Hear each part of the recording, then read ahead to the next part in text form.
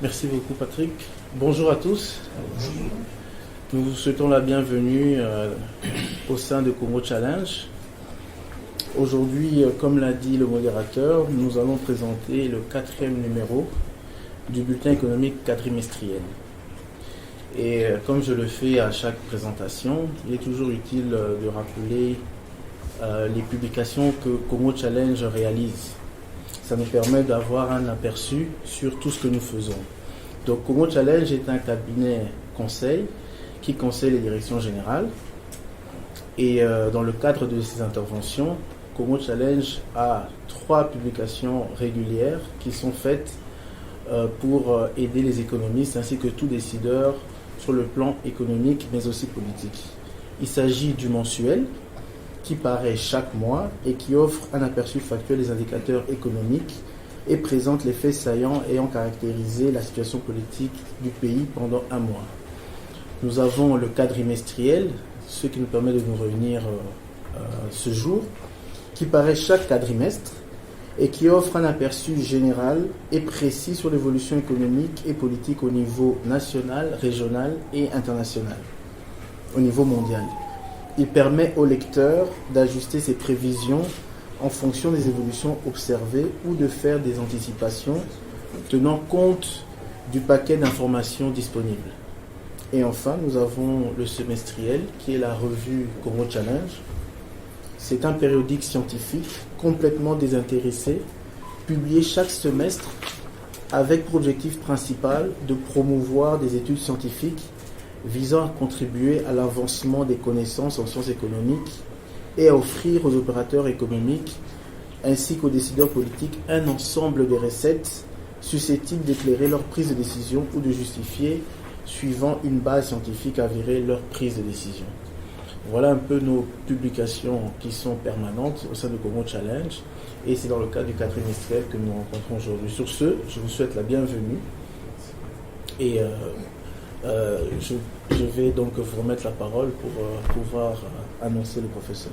Professeur Jean-Baptiste Cantona, pour la synthèse de ce nouveau numéro dans ce bulletin. Merci Patrick pour la parole.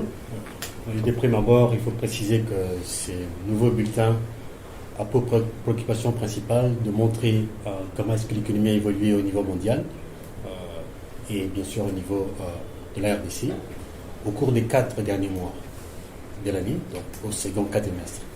Et l'information principale, c'est laquelle? C'est que ces 4 derniers mois de l'année, disons les 4 deuxième lot de l'année, donc le deuxième quadrimestre, a été en fait la période au cours de laquelle les effets de la Covid ont été fortement ressentis. C'est comme l'épicentre des effets de la Covid au sein de l'économie, aussi bien mondiale que les économies prises de façon individuelle. Il s'est fait que cette crise de la Covid a des répercussions économiques très hétérogènes, c'est-à-dire qui n'ont pas affecté le pays de la même façon, et plus grave que ne l'avaient prévu les prédictions de croissance économique au cours du premier quadrimestre 2020. Les évidences empiriques montrent qu'une contraction plus prononcée a été observée pour certains pays et moins prononcée pour d'autres. En l'occurrence, si on regarde les chiffres, on constate que l'économie mondiale va décroître de l'ordre de moins 5%, donc de 5%, alors qu'au sein de l'Union européenne, les niveaux de récession est beaucoup plus important. C'est moins 10%. Si on va en Chine, par contre, c'est l'un des rares pays qui va connaître une croissance positive. 1% en 2020, contre moins 3% pour le pays de l'Afrique subsaharienne. Autre élément, c'est le renforcement des écarts entre les pays riches et les pays pauvres. En d'autres termes, le niveau de pauvreté s'est accru entre les pays et au sein des pays, donc intra- et inter-pays. Ce qui donc a pour conséquence une augmentation considérable du nombre de chômeurs dans quasiment tous les pays. Et c'est la raison pour laquelle nous avons opté pour la page de garde de ces bulletins qui montre cette maman en train de ventre, qui illustre le fait que la situation du marché du travail va être totalement, va certainement beaucoup changer. D'abord parce que l'ensemble du personnel, des gens qui sont allés au chômage en congé technique, plus de 70% de ces personnes n'ont pas l'espoir de rentrer. Parce que le chômage les a affectés. Et ça, c'est au niveau mondial. Deuxièmement, l'avènement du télétravail fait qu'il y a certains métiers qui risquent de disparaître. Tout ceci a comme première conséquence que pour le seul quadrimestre, le second quadrimestre 2020, le Bureau international du travail évalue à plus ou moins 300 millions de pertes d'emplois à temps plein qu'on peut évaluer au cours de cette période-là. Mais aussi, cette situation-là s'aggrave par quoi? Parce que les pays les plus pauvres sont ceux qui subissent le contre-coup. Et ils vont avoir entre 71 et 100 millions de personnes qui vont rentrer dans l'extrême pauvreté. Ça veut dire des personnes qui vivent avec moins de 1,90 $ par tête d'habitants par jour. Le deuxième élément, donc, le premier élément principal, donc, c'est ce plongeon du marché du travail, des marchés du travail, parce qu'il y a plusieurs marchés, ça dépend de quel type de travail il s'agit. Le deuxième fait stylisé, c'est l'explosion de la dette publique. On observe que donc les pays ont pris une série de mesures, des ripostes budgétaires, mais massives, qui étaient nécessaires pour renforcer les capacités sanitaires, pour compenser les pertes des revenus des ménages, mais également aussi pour éviter les faillites de beaucoup d'entreprises qui étaient prises à contre-pied, essentiellement le secteur des transports, les chaînes d'approvisionnement. Et cela a eu pour conséquence un accroissement considérable de la dette publique, à telle enseigne qu'elle a atteint les niveaux historiques. Et donc, on a dépassé le niveau de la dette publique mondiale à plus de 100% du PIB mondial. Et ce niveau-là n'avait jamais été atteint depuis la Seconde Guerre mondiale. C'est dire que la morosité du marché du travail a eu des effets importants, disons, des activités au niveau international. On observe par contre que l'Afrique subsaharienne tire son épingle du jeu, notamment du côté sanitaire. Mais il reste piégé à plusieurs égards du côté économique et social. Si on n'a pas connu beaucoup de morts dues à la Covid en Afrique, ça ne veut pas dire qu'il n'y a pas eu de conséquences économiques et sociales. Par contre, on a observé tous les processus d'hibernation de ces économies, de mise en confinement, qui ont eu comme conséquence donc d'arrêter de fonctionner l'économie. Et les conséquences sont évidemment beaucoup plus importantes parce que les capacités de réagir, de réaction de ces économies sont beaucoup plus faibles par rapport aux économies développées qui ont beaucoup de ressorts pour relancer la croissance. Et donc, on s'attend à une baisse encore plus importante du PIB par habitant en Afrique subsaharienne, ce qui risque de faire retomber aussi beaucoup de millions de personnes dans l'extrême pauvreté. En plus, l'Afrique subsaharienne a d'énormes obstacles à surmonter, notamment la faible capacité des services de santé, le manque d'accès aux installations sanitaires de base et la prévalence des activités économiques informelles. Et ceci a pour conséquence donc qu'il faut que les pouvoirs publics, les gouvernements, puissent mener des politiques volontaristes pour pouvoir pallier à l'ensemble de ces problèmes. Autrement dit, la situation pourrait s'aggraver.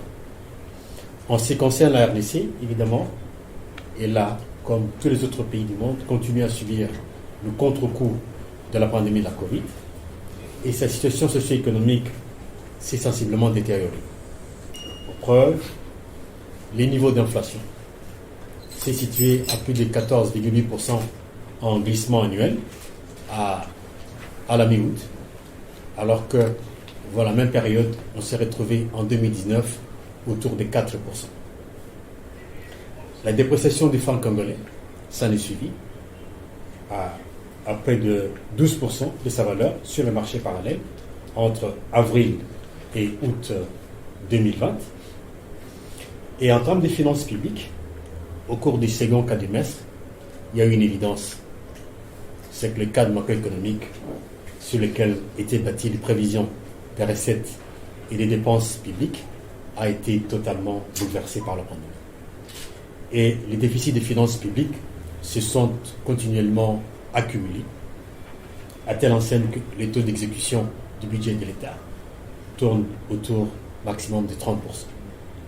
Et il s'assit au 28 août 2020 avec un déficit observé pour cette période-là de 189,5 millions de dollars. De même, le marché des bons des trésors, qui était entre autres un des instruments pour pouvoir permettre le financement des déficits du budget de l'État, est aussi en situation de morosité, car les soumissions des entreprises et des banques pour ces bons sont très inférieures actuellement aux indications du ministère des Finances, montrant les désintérêts ou l'accroissement de l'incertitude des agences économiques face à cet instrument de politique monétaire. Les conséquences, entre autres, des pressions inflationnistes et des déficits publics sont l'accroissement du crédit net à l'État qui devient positif et donc qui illustre le financement monétaire de ces déficits. Ces financements monétaires déficits et donc est aussi observé par la position extérieure du pays qui s'est aussi détériorée parce que les niveaux de réserve internationale par rapport à la même période au second quadrimestre 2019 se sont aussi considérablement baissés, et passant en moins de 3 semaines de couverture d'importation. Les conclusions, évidemment, sont sans étonnement, c'est que l'économie nationale est en pleine récession et son PIB va décroître pour l'année 2020 à environ 1,9% selon les prévisions de la Banque centrale du Congo et 2,4% selon les prévisions de l'Institut attitré, donc, qui est le comité permanent de cadrage macroéconomique du ministère du Plan. Alors, un autre élément qu'il faut ajouter à cette situation économique et sociale, c'est que cet état des choses est amplifié par la morosité qui a lieu domicile aussi au niveau politique, où les turbulences, les conflits et les fractures s'observent aussi bien au sein de la coalition CACH-FCC qu'à l'intérieur des regroupements. Ceci augure donc d'un dernier quadrimestre 2020 assez mouvementé et riche en événements au regard des enjeux, qui sont, entre autres, la relance du processus électoral pour l'échéance 2023, le vote de la loi rectificative des finances publiques 2020, le vote de la loi des finances 2021 et éventuellement des possibles remaniements gouvernementaux, ministériels. Il apparaît à cet égard que donc l'absence d'une cohérence gouvernementale et des consensus politiques, la situation socio-économique et politique peut encore se dégrader davantage et porter donc un large préjudice à la situation économique dans les mois qui viennent. Un autre élément en termes de conclusion qui montre l'effet de cette Covid, c'est que l'économie ou la RDC a un certain nombre de défis à relever. C'est ces défis qui posent le caractère informel de l'économie et le manque de filets de protection sociale. Ce manque de filets de protection sociale et d'engagement suffisant pour les réformes qui sont nécessaires actuellement pour assurer une croissance vigoureuse et durable vont aussi peser sur les mois qui viennent par rapport à la situation économique qui va évoluer. Voilà donc en résumé les éléments qu'on peut retenir en ce qui concerne l'évolution de l'économie, aussi bien au niveau mondial qu'au niveau national, en ce qui concerne le second quadrimestre 2020. Merci beaucoup, professeur Baptiste Tamora, pour cette synthèse. Nous avons terminé une cérémonie où le dernier intervenant, le professeur Matata Pono, qui est lui était responsable du bulletin économique anniversaire du Congo Challenge pour peut-être son mot de conclusion. Bien, mesdames et messieurs les journalistes, encore une fois, bienvenue au Congo Challenge, cette plateforme de réflexion dans le domaine économique, financier, mais aussi cette plateforme de réflexion au niveau scientifique. Globalement, nous pouvons dire que l'économie congolaise va mal, à l'instar de la situation économique mondiale. Vous avez suivi, donc l'économie congolaise va être en récession selon qu'on a les chiffres de la Banque centrale, qu'on a les chiffres du comité du cadrage macroéconomique, mais aussi selon qu'on a les chiffres des Congo Challenge. Nous sommes d'ailleurs en train de travailler là-dessus et donc nous serons en mesure de vous donner quel est le niveau des croissances économiques tel que projeté par Congo Challenge. Mais ce qui est vrai, nous pouvons vous rassurer, là, nous sommes au rendez-vous avec la récession économique. Et comme vous le savez, ça a un impact direct sur les recettes d'exploitation. Le professeur l'a dit, les recettes d'exploitation sont donc en chute libre. Et comme nous l'avons dit, le budget des 11 milliards de dollars, le budget 2020, donc c'était un budget surestimé, un budget excessivement, en tout cas, projeté, et donc très difficilement les recettes pourraient atteindre 4 milliards de dollars, donc en dessous des moyennes, en dessous de la moyenne des 50%. Donc, il faut comprendre que l'économie congolaise traverse une période très très difficile, une zone de turbulence, parce qu'on ne sait même pas atteindre la moitié des recettes. Malheureusement, nous l'avions demandé, il fallait que les dépenses soient ajustées à la baisse. Les dépenses n'ont pas été significativement ajustées. Et la conséquence, c'est que nous sommes aujourd'hui dans les déficits des finances publiques. Et vous savez, les recettes aujourd'hui n'arrivent pas à couvrir l'ensemble des dépenses. Et vous êtes sans oublier qu'il y a plusieurs arriérés de paiement de salaire, les souligne ce bulletin quadrimestriel. Et donc, ça, c'est un élément important. Et la stabilité que vous voyez aujourd'hui sur le marché des changes, la stabilité des taux d'échange, c'est une stabilité factice, parce qu'en réalité, beaucoup de dépenses, des salaires, de fonctionnement ne sont pas payés. Donc, la stabilité est aujourd'hui financée notamment par l'accumulation des arriérés. Or, vous le savez, mesdames et messieurs les journalistes, et je vois parmi vous des économistes qui ont même fait l'économie monétaire internationale, vous le savez, lorsqu'on comprime la demande globale, c'est-à-dire on n'alimente pas l'offre globale, parce que l'offre globale, elle est fonction de la demande globale. Et lorsque la demande globale est comprimée, et donc c'est une action contre la production. Et déjà cette production qui est affectée par la Covid, et qui est encore affectée par la compression de la demande globale, ça veut dire que les recettes vont encore baisser davantage. Et donc là, nous entrons dans ce qu'on appelle le cercle vicieux économique. C'est-à-dire la production baisse, c'est-à-dire les recettes baissent, c'est-à-dire on ne sait pas payer les salaires et les fonctionnements, on ne sait pas investir, et donc si on ne le fait pas, et donc la demande est faible, et l'offre baisse davantage, et le cercle est vicieux. Et vous le savez, ceci a aussi un impact sur les réserves d'échange. Vous allez le voir dans le bulletin. Les réserves d'échange sont à un niveau l'un des plus bas, en dépit du fait qu'on a eu des appuis financiers du Fonds monétaire international.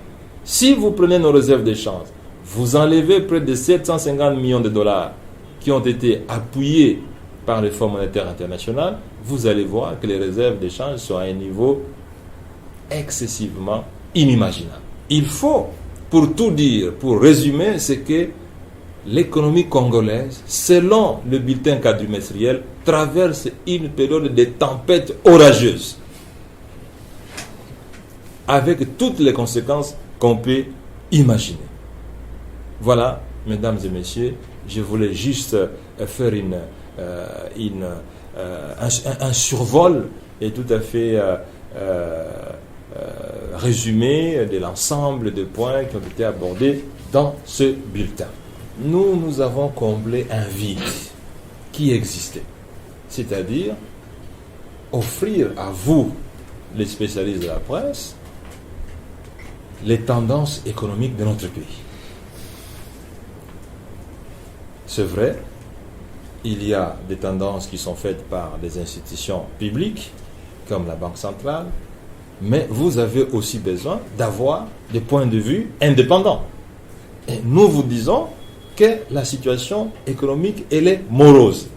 Vous n'êtes pas venu ici pour entendre de belles paroles qui vont en contradiction avec la réalité. Lorsque les gens font 9 mois, ils ne sont pas payés. Vous voulez qu'on vous dise quoi? Qu'on vous dise que la demande globale se porte bien, que les arriérés de paiement alimentent la demande globale? Non, on vous dit la réalité, et qui est corroborée par la théorie économique. On vous dit aussi que l'accumulation des arriérés finance la stabilité des prix intérieurs. Et ça aussi, c'est une réalité. Parce que les gens ne sont pas payés. Il y a stabilité des prix intérieurs. Mais ce que les gens oublient, c'est que les arriérés des salaires compriment aussi la demande et qui impacte négativement l'offre globale. Parce que comment est-ce qu'on va produire quand on ne sait pas vendre? C'est ça la réalité. Mais quand on vous dit aussi que les recettes publiques aujourd'hui n'arrivent même plus à couvrir le fonctionnement et les salaires, mais nous ne pouvons pas le dire autrement. C'est la réalité aussi. Et vous allez le trouver dans le bulletin. Et tout le monde sait qu'il y a un ratio entre les salaires et le fonctionnement d'une part et les recettes publiques d'autre part. On dit que les recettes doivent être prises à concurrence de 30 à 35% en ce qui concerne les rémunérations et le fonctionnement. Mais aujourd'hui, c'est presque à 90%. Mais c'est vous-même qui avez conclu que la situation... Mais moi, j'ai parlé d'une expression que les